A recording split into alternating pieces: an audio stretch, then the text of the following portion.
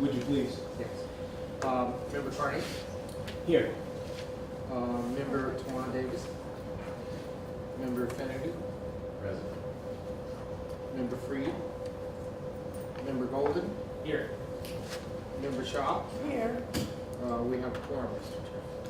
Thank you, thanks very much. The first order, I'm sorry, good morning. Good morning. Thanks for coming on a hot Friday. It's great to have you all here. The first order of business today is the review and, if appropriate, approval of the minutes of May 8th meeting. You all have had a chance to review the minutes. Are there any proposed corrections or revisions, changes, questions? Hearing none, may I have a motion please to approve? So moved. Thank you very much, Sean. Thank you. All in favor, please indicate with aye. Aye. No opposition, the motion passes unanimously.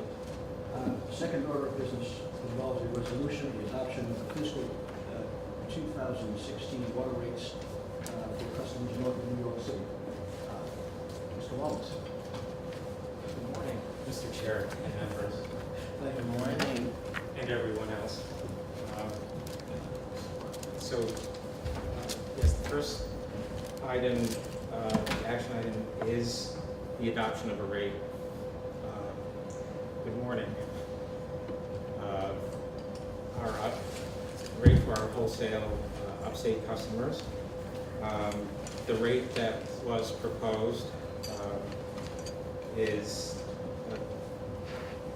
$1,728.99 per million gallons of water, along with an excess rate for quantities delivered in excess of each district's entitlement quantities, equal to the in-city water rate that the board had adopted at the last meeting,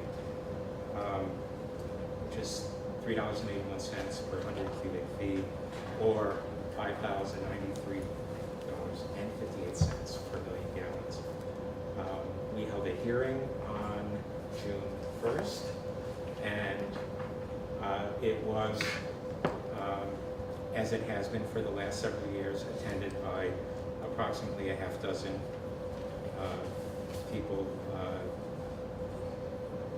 law firm representing a number of the larger upstate utilities, the town attorney for the town of New Windsor, thank you, and a few other representatives of the local water utilities.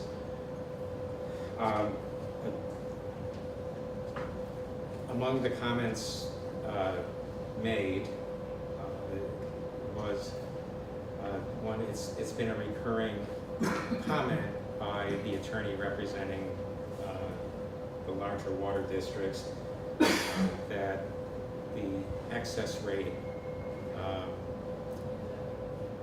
that requesting that we re-examine the excess rate and not just tie it to the in-city rate. And there were other comments about the 9.87% proposed increase, how it was larger than what was proposed last year, and we explained in return that we did everything we could, both legally and from a standpoint of prudent financial management, to stretch out some of the costs driving this rate over as many years as we could, and primarily this was the defeasance of our older debt, which, again, in the short term, because we're spending money buying back the debt, increases expenses, but it will have benefits for the upstate customers as well as in-city customers down the road, as we said before, in the form of interest savings, debt service savings. And those were the high points.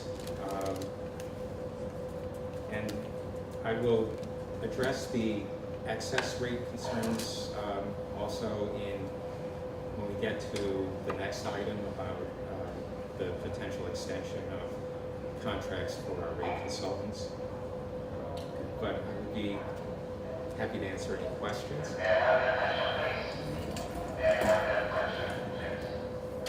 I hope we're not going to be evacuated. That happened to us at our headquarters in Queens already this week. Are there questions for Steve? I have a question about comment on a question. The first is on the prepayment of debt. I very much appreciate Ms. McLean's explanation to those who were testifying on that issue about how important it is that we maintain a sustainable debt level, that we maintain the system of fiscal prudence. And so the notion that somehow was not an appropriate element of the operating spend of the system was not sensible, especially given, as you pointed out, that there would be more than $1 savings for every dollar of debt fees. And I appreciated your thoughtful response to that. Thank you. And then the other, the question, that was the comment, the question I had was with respect to the entitlement rate, there was some testimony about looking into whether or not we ought to have a uniform upstate rate or whether there are other options. It seems to me, of course, there are feasibility and practicality issues with having many different rates. But I understand that we may be looking at or thinking about, at this point, the possibility of some sort of tiered structure, at least examining the issue. And I just wonder if you could speak to that for a moment, because I did want to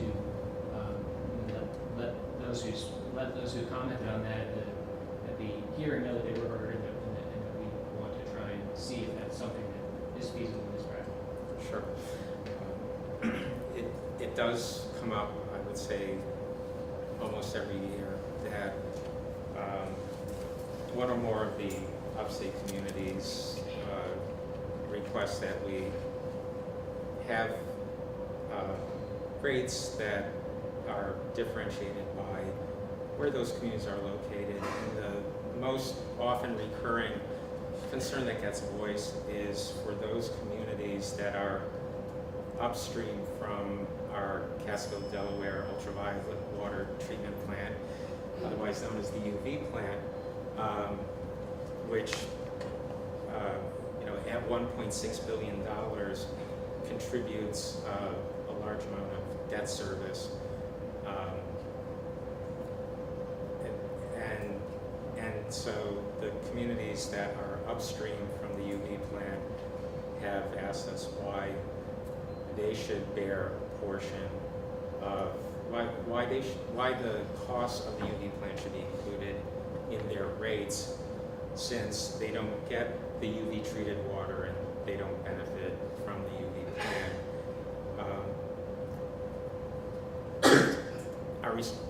Our response on that issue has been, I mean, it's certainly a valid concern to be raised.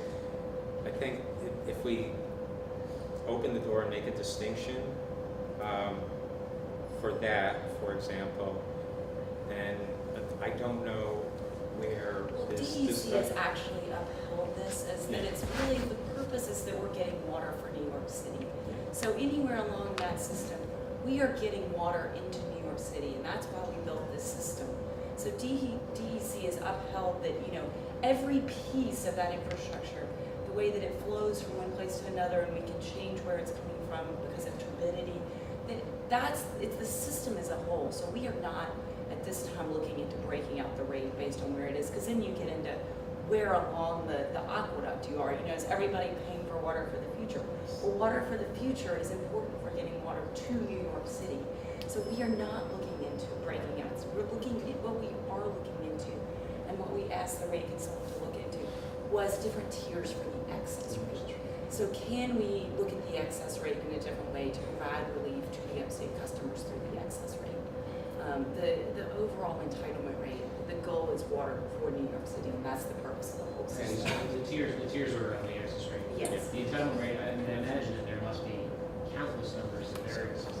Exactly. And Mathilde Exactly. just mentioned one is you know, those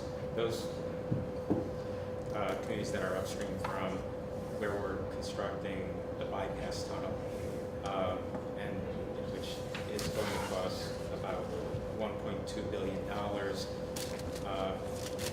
Other variations, those who take their water from the Delaware Aqueduct, should they be forced to pay for approximately $800 million in improvements we're making to the dams in the Catskill system.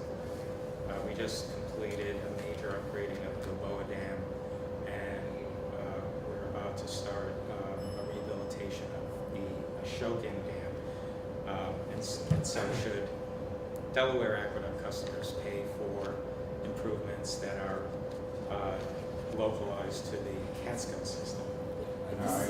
The system was built to get water for New York City, so that, you know, anybody who wants to tap in and take water is able to do that based on the laws. And I think the beauty and the resilience of the system is that it is a interconnected system. So Yes. if one of our reservoirs fails, that increases the draw on the Croton or the Delaware, so that's going to have an impact on That's right. customers. So to aggregate it out and this people draw from this water really ignores the beauty, I think, of the system and that it is so interconnected. That's right, we invested and we continue to invest a lot in redundancy. And so that certainly benefits the 8.5 million city residents. It also, you know, and so the upstate customers, as Mathilde was saying, that it's their option to take our water or not, but these are the costs that drive the entire water supply system. And can you, sorry, did you say DEC has validated our approaches? Yes. And what is the principal distinction with excess rainfall that allows it to be broken up or considered on a sort of Sure. different basis? According to the Administrative Code 24-360, Are you I'm impressed. sure it's not 360? they are entitled, I love Yeah. They are entitled to take water up to the amount of the New York City daily per capita consumption times their census population. So if we are using 120 gallons per day per person in New York City, then they can take, and they have, you know, 1,000 people, then they can take 120 gallons per day times 1,000 people, which is 12, now my math is failing. I say no. Yeah.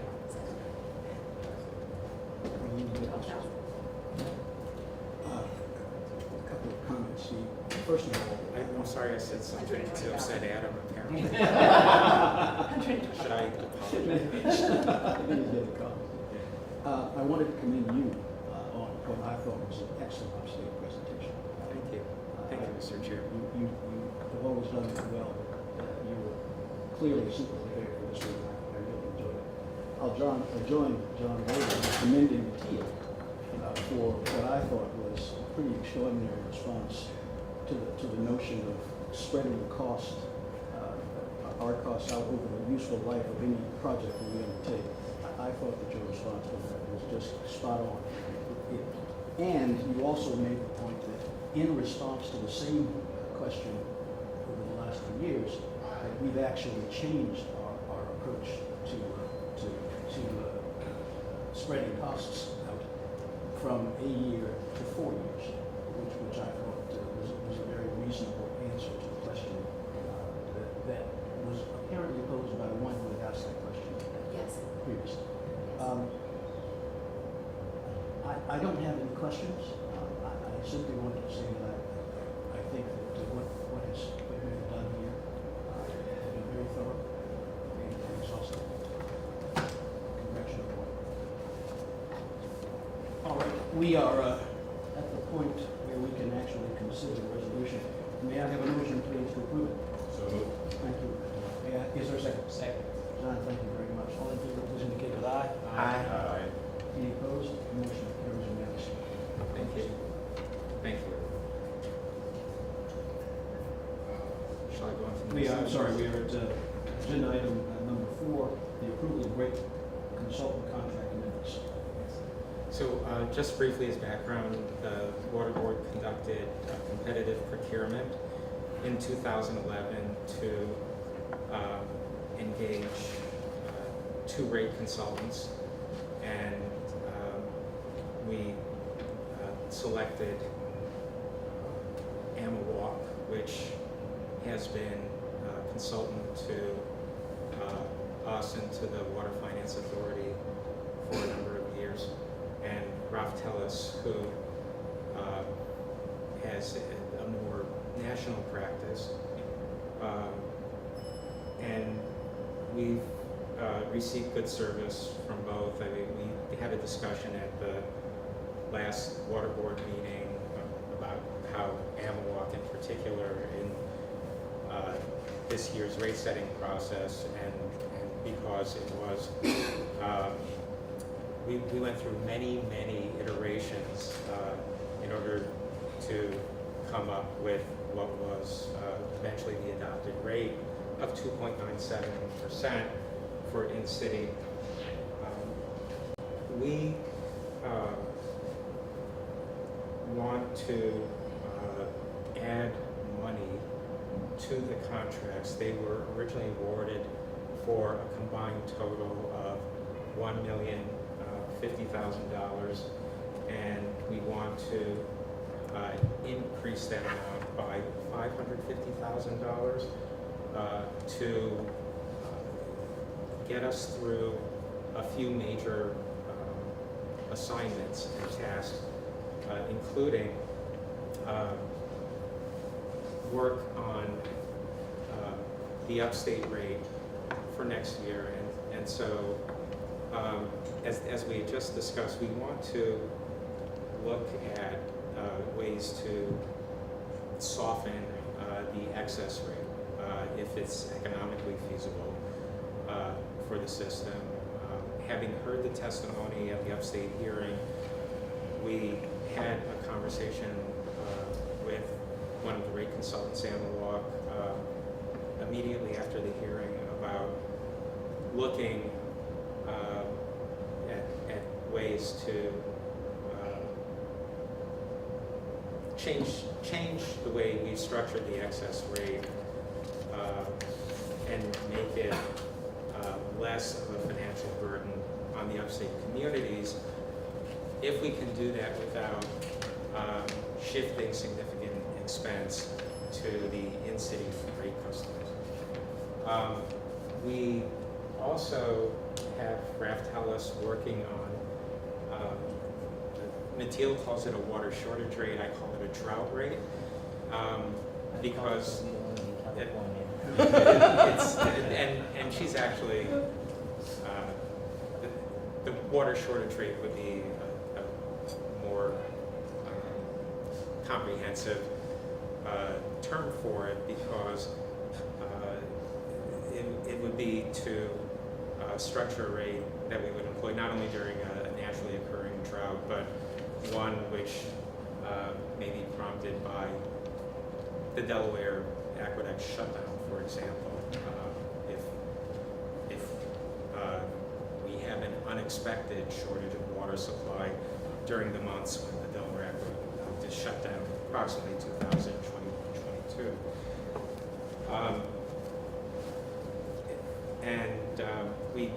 We have the technological ability to do it, and we certainly will by that time through the combination of the automated meter reading system that we already have and the replacement of the billing and collection system, which our Deputy Commissioner for Customer Services, Nancy Seinfeld, would tell you is now the term of art is customer care and collection system.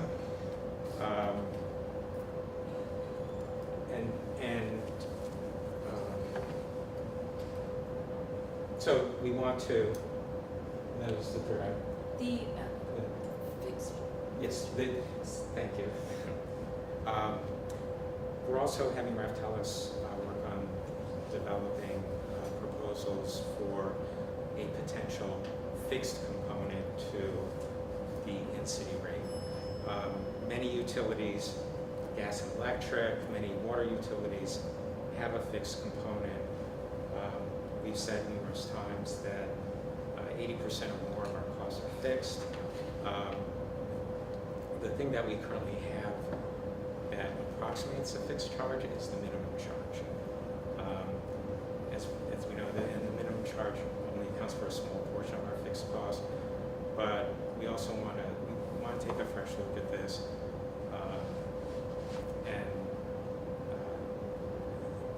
This will be the first task in a series of tasks that we will be exploring over the next several years, including conservation pricing in the city, stormwater pricing, and then we are beyond this extension and the additional funding that we're requesting.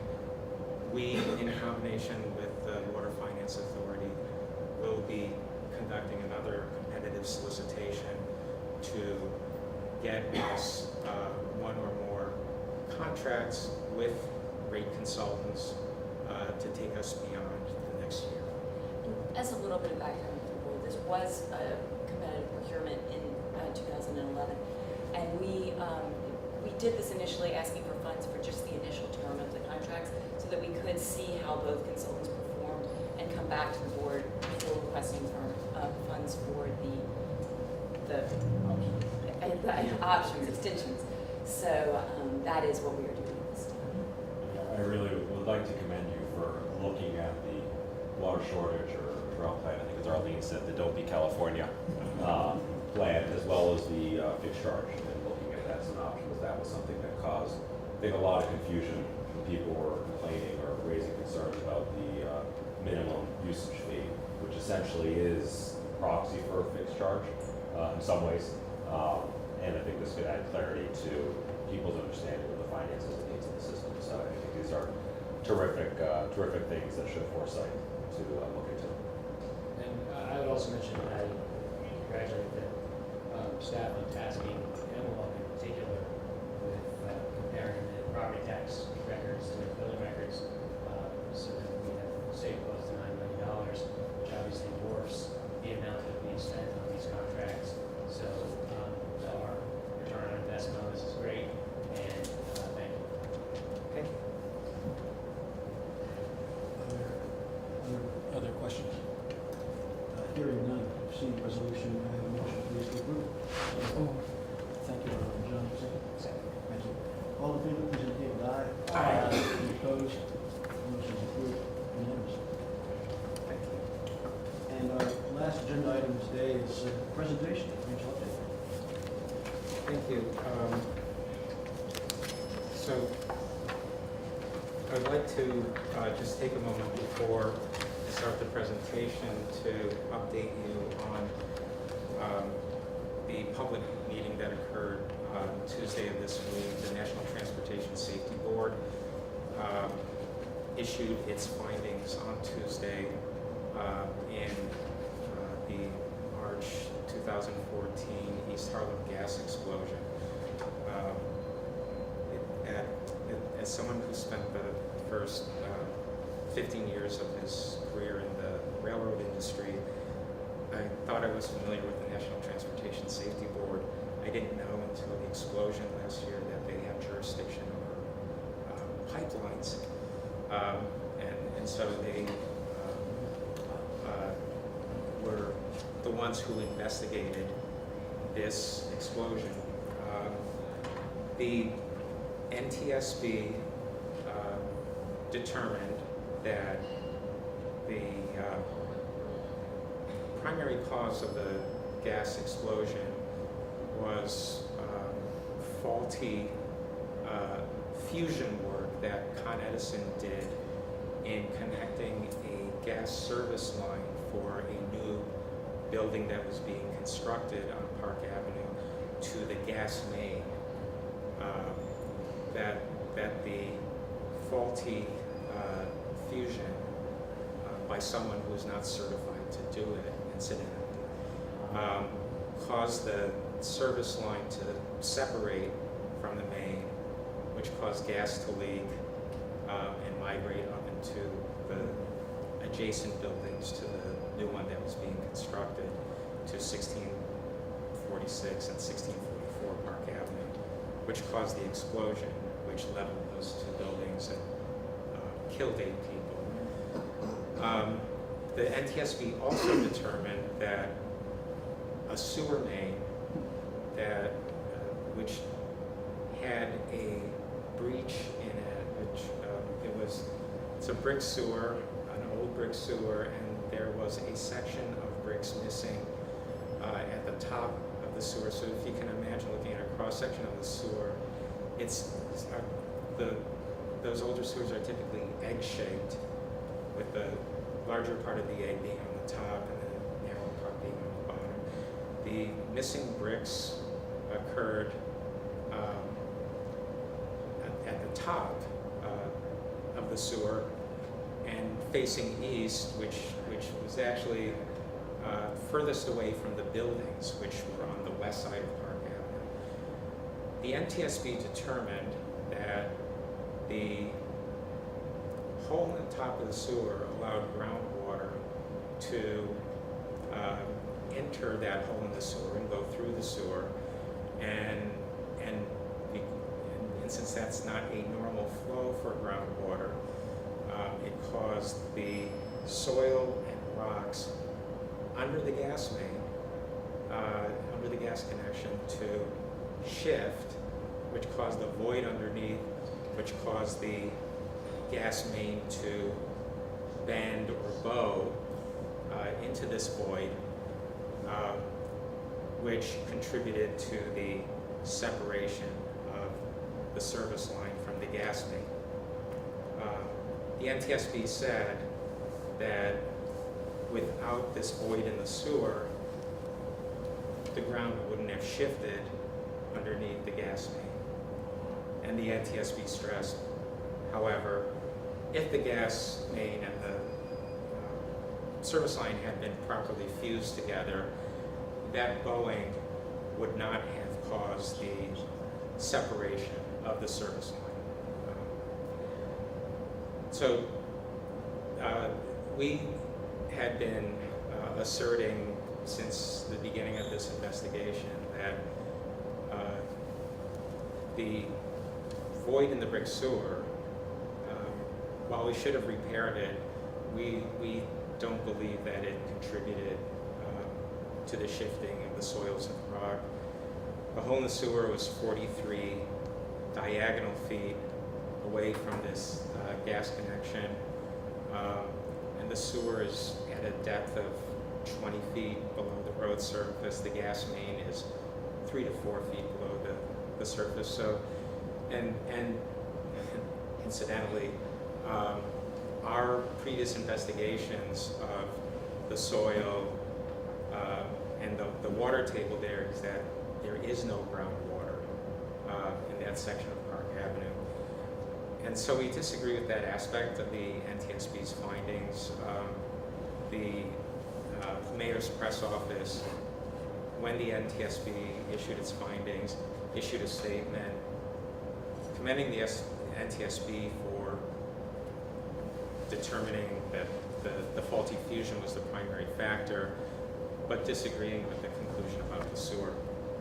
Nevertheless, that is the official finding, and as in other transportation accidents that the NTSB investigates and in which they issue findings, we know that the public is going to generally accept their findings, and so we need to move on from there. I think that a couple of things have come out of this unfortunate tragedy is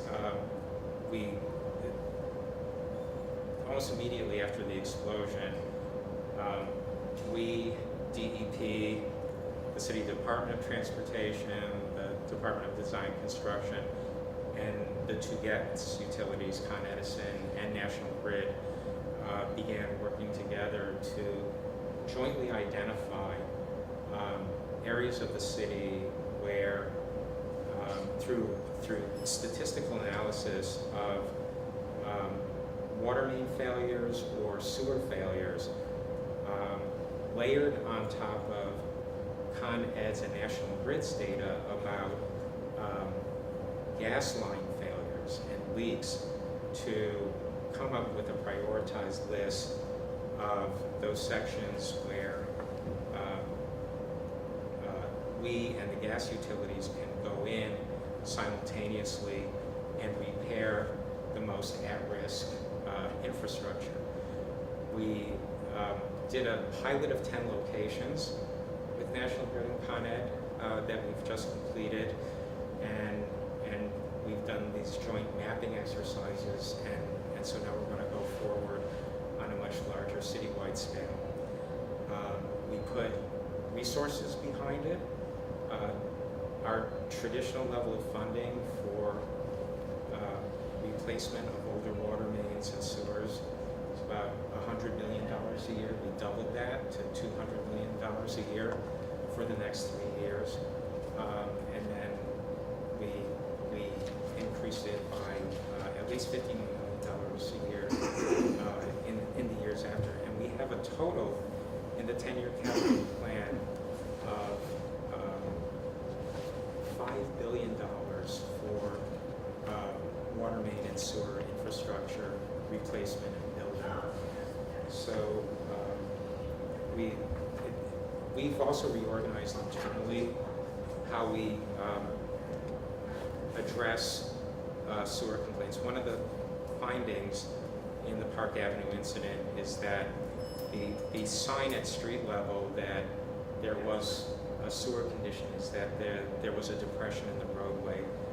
City DOT had come along and repaved it numerous times, but we didn't correct the underlying condition. So we reorganized within our Bureau of Water and Sewer Operations. We brought a senior manager in from the Department of Design and Construction to oversee sewer analysis and to systematize the way that we address sewer conditions. And we also invested $800,000 in software that enables us to classify sewer conditions, rank them based on their likelihood of failure and the consequences of the failure, and then make that a priority list about which conditions we address first. And I'd be happy to answer any questions. Otherwise, I'll go on to the presentation. Is there a potential legal liability associated with that you would expect to engage in industries? Yes, there's not only a potential legal liability, there's an immediate and a recent past legal liability. Not long after the explosion, a number of parties filed suit against Con Edison and the city.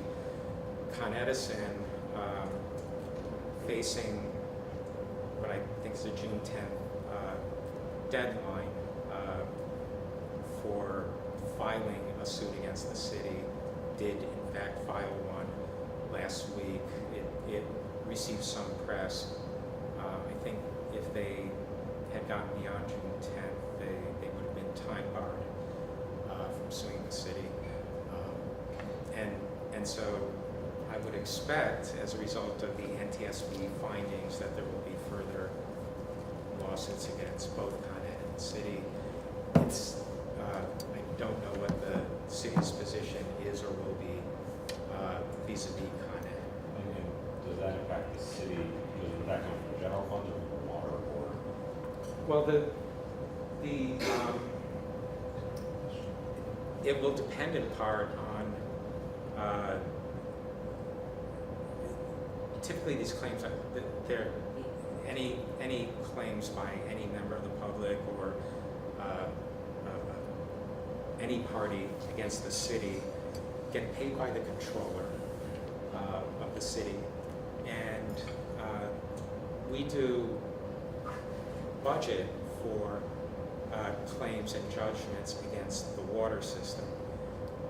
It's unclear at this point, to the extent that the city pays claims related to the explosion, whether they'll charge it to the water system or not. But if they do, then we will pay. Yeah. Is it done, Steve, on an ad hoc basis every time there's litigation or something? Yes, and it doesn't even have to rise to litigation. There's a process, for example, if your parked car gets damaged by a snowplow, you just file a claim form with the controller. They'll investigate and they'll make a determination and pay or not. And then allocate depending on the judge? Yes, and then and the law department and the controller, I think, jointly publish an annual report about all the claims filed against the city and their disposition, dollar amounts, and which agencies were involved in those claims. So I take it that we didn't have specific notice in advance of this situation. This already mentioned the road depression, and they're not taking Well, in fact, facts of loss protection. yeah, we were aware of this sewer condition. DOT had referred it to us, I believe in 2006. We investigated it. We actually sent a TV camera down the sewer to video the inside, and we saw this void at the top. And when you look at the range of sewer conditions that we face, this one got a relatively low priority because our investigation revealed, among other things, that for instance, the missing bricks were not blocking the sewer. The flow of wastewater through it wasn't impeded in any way. We had no 311 calls about sewer backups or anything that would indicate that the sewer required a high priority urgent repair. There were other sewer conditions throughout the city that were more in more urgent need. Having said that, Steve, Should we get on to the presentation so people can read Yeah. further yeah, needs? but having said that, we should have addressed the condition sooner. Steve, since the National Traffic Safety Board hearing has only recently occurred, when the report issues, would you be good enough to just let us know that it's issued? You shouldn't Mr. have Chair. to get it and send it to us. Mr. Chair, Yes, sir. can we have a sidebar? Can we, he's just asking for the report. Yes, we will share the Yeah. report with you. I was just Yes. asking whether or not we might see it Okay. once it's done. Yeah. Thank you, Al. Okay, so Okay. Thanks, Steve. I can take it. Thank you. So quickly, then, our revenue collection continues to be strong, and we are currently $140 million or 4% ahead of our revenue plan. And in the center here, you see $164 million in bulk payments in every June.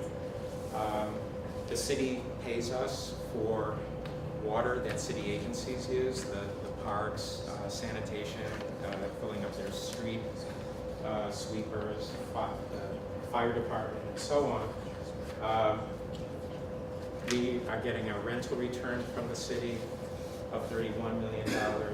We get a payment from the City Health and Hospitals Corporation and from the City University of New York. In fact, 2 payments, one for the community colleges and another for the 4-year colleges and university campuses. We typically we haven't received them yet, we will by the end of the month. And so we separate those out when we're looking at our daily collections. And based on where we are now, we need to collect $9 million a day for the remainder of this month to meet our revenue target for this month. Just for perspective, the $140 million that we're ahead is the entire annual revenue of the Portland water system.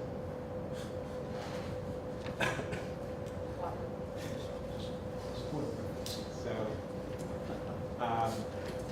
again, we're just about 4% ahead. And so we've been ahead of our revenue plan now for 5 years in a row, which then we can tie to the presence of automated meter reading and lease sale. Distribution in city, both distribution and same customer sales, as we say, as we've shown in past months, we were hovering around a 1% reduction in water consumption, but in the last 2 months we've consumed more water. Last 3 months actually, more water than last year. This has been an abnormally dry spring, and this shows up on same customer sales. We were, the last time we met and showed these numbers, about 1.2% below. And so now that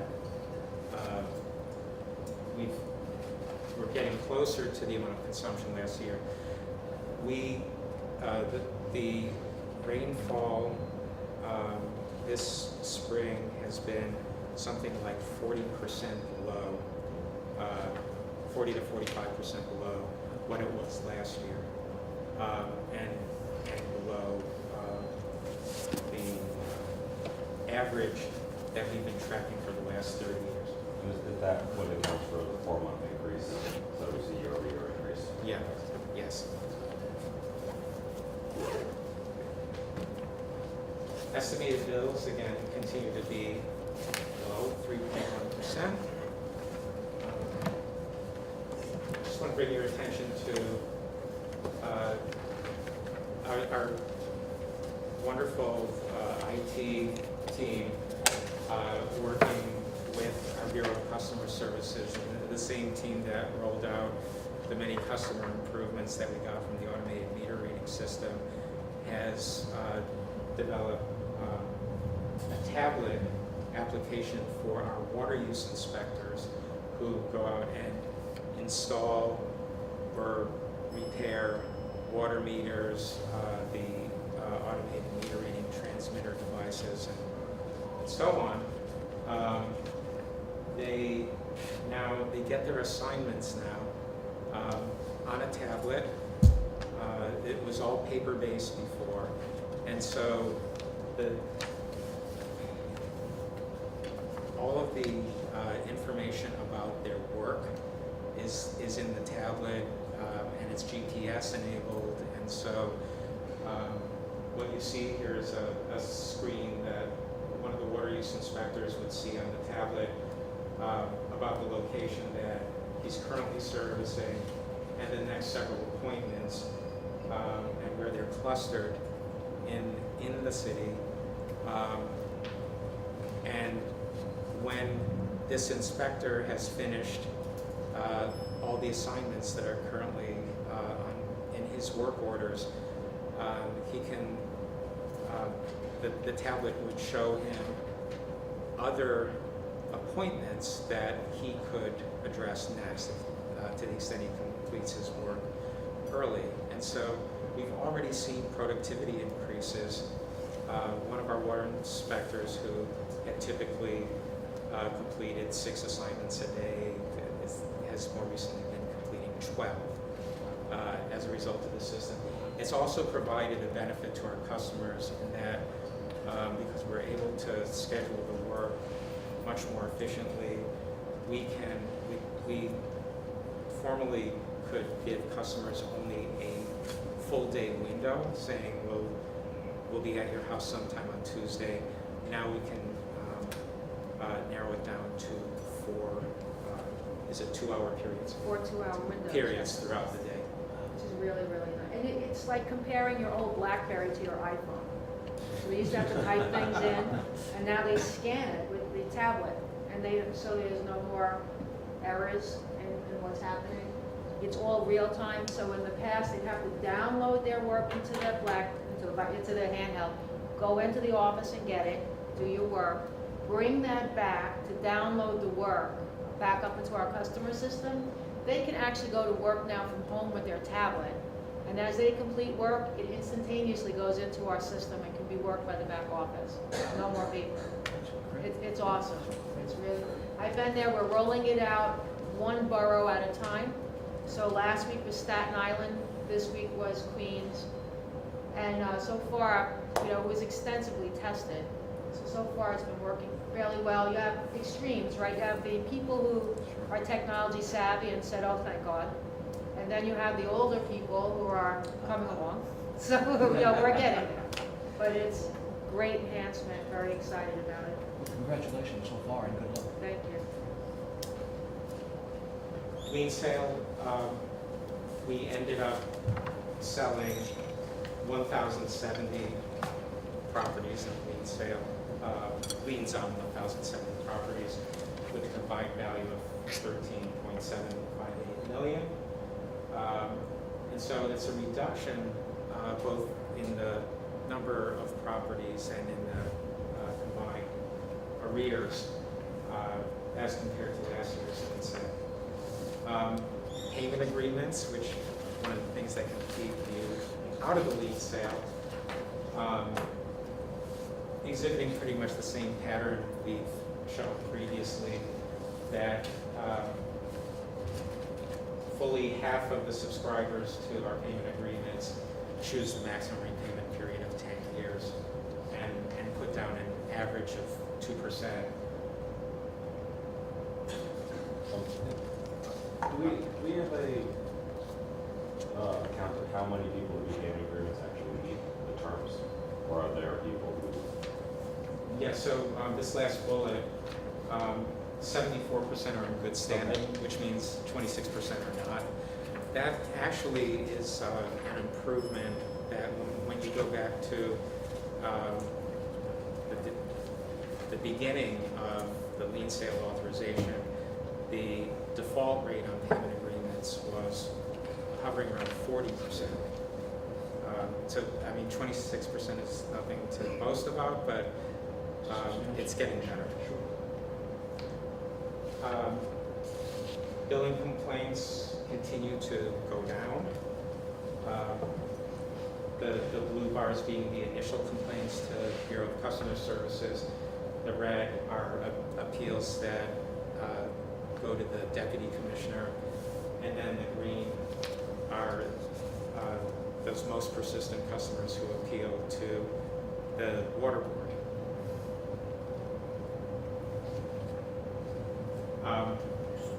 The leak forgiveness program, so just since we liberalized the terms of the leak forgiveness program, since the board adopted last year's rate structure, we've seen the number of leak forgiveness bill adjustments increase by 551%, and the dollar value of those adjustments almost 600%. And so, again, a benefit to our customers. And again, final appeals to the Water Board continue to have a downward trend. And when you look at fiscal year 14, we received a total of 215. Fiscal 2015, while the year's not over yet, we're well below last year. Online enrollment, which again we're going to be promoting. We're going to be sending out a notice to all of our customers, encouraging them to enroll in online monthly e-billing and get their $10 credit that the Water Board approved. Customer collections, again, just to show you the various channels through which the customers pay their bills. with the lockbox accounting for 50% of the payments. And the service line protection program, we're now up close to 182,000 subscribers, which is far ahead of where the vendor thought we would be. And the program continues to work very well. In May, the vendor, there were 431 claims that were responded to by the vendor, and they break out there, and sewer line cleaning continues to be the largest one. Those claims that were requested but denied by the vendor, and again, the green slice, which is where the customer hires his or her own plumber to fix an issue and then expects the program to reimburse them. The program doesn't work like that. And so we're working with the vendor to get the message to the customers in a better way to eliminate that slice of the pie. And then the policy's canceled, which it's primarily the property changing hands, that a property is sold. And so this comes to our vendor in one of two ways. The much smaller green slice, which we label moving, which is where the customer proactively calls AWR and says, I'm moving, please cancel my subscription. The blue account transfer is where we and AWR find out after the fact that the property has changed hands, and the new customer, at least as of yet, doesn't want to subscribe. That's the end of the presentation. Since this is the last meeting of this fiscal year, I want to thank the board. Again, this has been the most engaged board we've had since I've been here. I also just want to acknowledge that at this meeting 5 years ago, the board approved Mateel McLean as the treasurer of the water board. And so in the 5 years that she's been here, among the things that she's brought to DEP, where she was the principal driver of this, was the OPEX program, the service line protection program, and if you recall the breakout of the payments and how 50% of our payments come through the lockbox. When Mateel drove the process, when our contract with our former provider, Bank of New York Mellon, was ending, to get us a new vendor, Citibank, and working with the vendor probably close to a year after the contract was awarded to make sure that every I was dotted and T was crossed, and so that and waited until it was as nearly perfect as it could be before she was ready to pull the switch and cut over to the new vendor. And when we did that, it was just as seamless as it could be. So I just want to recognize my appreciation. Thank you, with the help of many others. Y'all, I'll be reaching out to you about field trip dates. And then there is a proposed calendar for fall meetings in the back of your packets. So,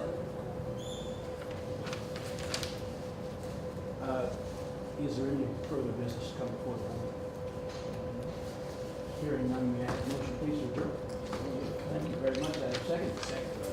All in favor?